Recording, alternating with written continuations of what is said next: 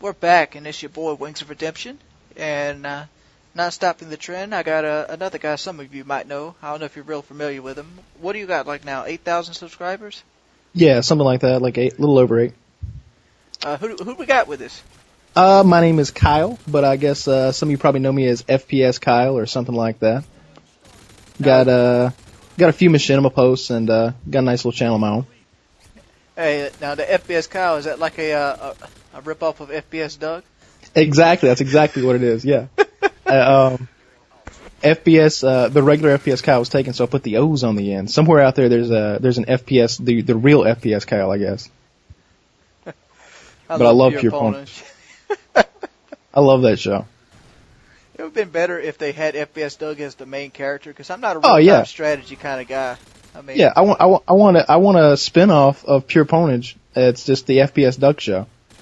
I say this, but I was actually on Team USA for Starcraft, which is a RTS. Yeah. Yeah, I don't know if you know, but they Pure Ponage got picked up as like a regular TV show in Canada. Canada? Yeah. Hey, some hardcore gamers up in Canada. I guess so. Well, I mean, that's where they're based out of anyway. They're all those guys are Canadian. I mean, when I went to Korea, I went to Seoul for the tournaments back in like 99, 98 or 99. This shit was like blown up, dude. It's like the Koreans, they love them some StarCraft, dude. I mean, literally, they have 3 TV shows that run nothing but StarCraft matches all day. Have you ever played StarCraft? Like, don't they play a lot of World at what is it? WoW too, the World at Warcraft or whatever. I don't know, but this is way back in the day. But I mean, I remember one was like a BNet challenge where they get these Korean pro players, and they would go against like regular people off like Battle.net, which is owned by Blizzard, which is Activision Blizzard now. So I guess it's the same company as Call of Duty now. Yeah. And it did show these pros just creaming like regular Joes that just log on to play a game. And I remember one time, a couple of pros got kicked off the show because they actually lost the random game. Ooh. It was probably set up. Probably some other pro got on. He's like, I'm going to embarrass these guys. Just imagine doing that. Being a pro player, you're on the TV show. Cause they're actually on the TV show. They got computers set up and all. They got like their fucking Nike t-shirt on with like their sports drink logos all over it. Get their MLG sweatbands. And they, on their wrists so they don't hit the desk or something. And they're like... And then you lose to a random guy on Battle. Don't you know you'd be sweating it out? You'd just be sweating, like looking around. They got all these custom keyboards with like keys removed so you couldn't hit the Windows key. Oh man, I never really got into too much PC gaming because I never really had a computer that was powerful enough to do it. So I've always been a console guy. I was actually started out as a PC gamer on Counter-Strike Source. And, oh yeah. And then I went over to Battlefield when Battlefield first came out in like 2000. Yeah. I just got out my StarCraft phase. I played StarCraft and Diablo 2 for a long ass time. And my friend convinced me to buy a PlayStation 2. And basically, in PlayStation 2, I was like, man, on a first-person shooter. And at the time, I liked Battlefield. So I bought Battlefield Modern Combat. And that was probably the best shooter game I've ever played. Yeah. Did you play Modern Combat? I played. The PS2 was my first like real console, and I played SOCOM. SOCOM was my game. I can never get in those third-person shooters. I agree. I agree with you there. It's a pretty big transition, but I can go back and forth. Okay, like I played Gears of War a little bit. It wasn't really my style, but whenever I got my 360, it was Halo 2, and that's probably the game that I've spent the most time playing before COD 4. So why did you buy the 360 if you start with the PlayStation 2? That's all right. That's a pretty cool story. Actually, I play poker. I play poker for money, and in some pretty big games like $5 and $10 blinds, so pots get up to a couple grand. And I had won a good bit amount of money, and I was like, I'm gonna go buy a game system because I hadn't had one since I was a little kid. And I was going to get a PlayStation 3, and I went into GameStop, and the guy's like, you don't want a PlayStation 3, they overheat. He's like, they have a lot of problems. And I have no idea why he told me that, because it's not true from my experience. But so I went ahead and got the 360, and I'm on my 5th 360 right now because of Red Rings of Death, and I love the 360. I've got a PS3 also, and like I was telling you earlier, like I can't get used to that PS3 controller, but yeah, if that guy hadn't said that, I'd be a PS3 guy right now. I was just wondering. I've always concluded that most of the people that like the 360 mainly because it came out before the PlayStation and they bought it before the PlayStation. Yeah. I just wanted to get the whole idea of why the transition from Sony to Microsoft. I figured mainly was something along that lines. Yeah.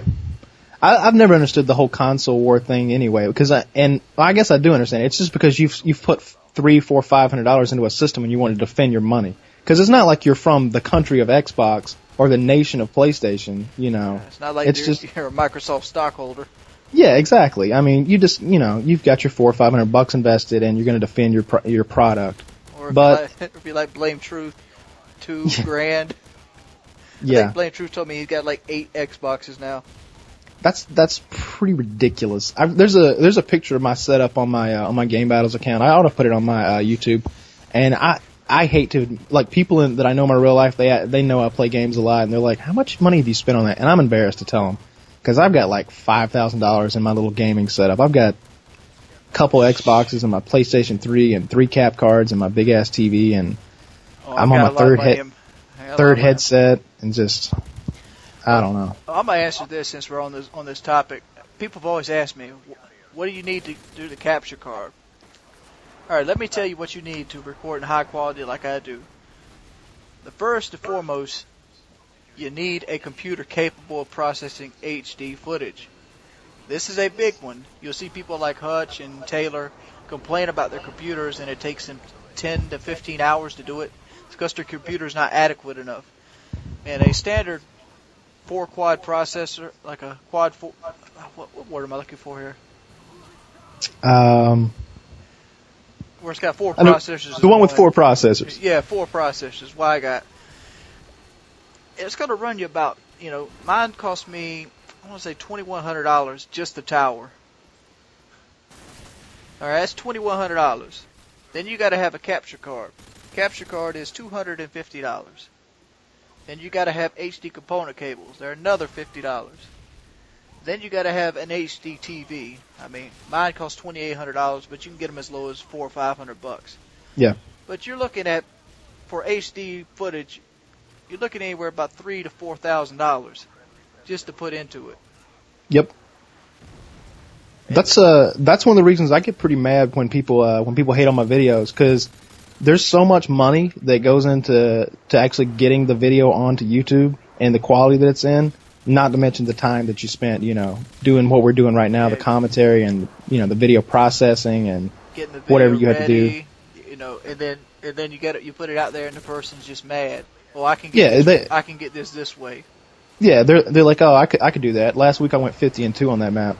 I'm like, well, I don't see your video of it. I suck with a throwing knife, dude. Somebody's challenged me to do a team deathmatch all throwing knife. I got 5 kills. I ended the match 5-0. I'd be looking around in the fucking snow for the throwing knife. That's me. I lose mine. I'm gonna have to use one-man army or scavenger or something because I'm gonna lose my knife. That thing's gone. You ever threw your throwing knife across the stage and then found it? Oh yeah. I've been in the second round of demolition or capture the flag. I'll be in the spawn calling my care package. And the other day I looked down at the ground and there's a throwing knife. And it was from the other team. They had thrown it spawn to spawn and had missed me by maybe 2 feet. Yeah. It's just stuck in now. My boy Leonic does that mess on Wasteland. On Wasteland, he's figured out the A and the B spawn. He gets them every now and then. Wow. I'm like, why don't you just shoot a grenade launcher? He's like, that isn't as cool. That's one thing. Back when I first heard about the throwing knife, I'm like, nobody's ever going to use a throwing knife. Everybody's going to want something that explodes to throw at people. But I see a lot of people using the throwing knives. I guess a lot of people like to use them. It goes, I hardly ever see, I think I've got killed twice by a throwing knife, to be honest. Usually when I get killed by it, it's because somebody has snuck up behind me. and they just, took their time, or it's because they did the little riot shield combination. They came out with a riot shield and quickly threw the thing at me after they stunned me or something. Even when you do that, the Stemtex is better in that situation. Oh yeah. There's really, I don't know. If you get the riot shield, I think you get rid of the knife faster than the Stemtex. I don't know. I don't really use the riot shield that much, but that's the only situation I think that the throwing knife really has any kind of advantage, because it's pretty much just for show. It's just something silly to throw in there. They might as well. Everybody was speculating whether they were going to give you the ice axes like from the campaign. They should have. If they're going to put a throwing knife in, give me an ice axe. I run around the map like a serial killer. I wish they would have put gold skins back in there, but we're running out of time. It's been your boy, Wings of Redemption. You got anything to say? You got like 10 seconds. Just come check out my channel. I think you'll like the videos. They're pretty similar to the ones you see on this guy's channel.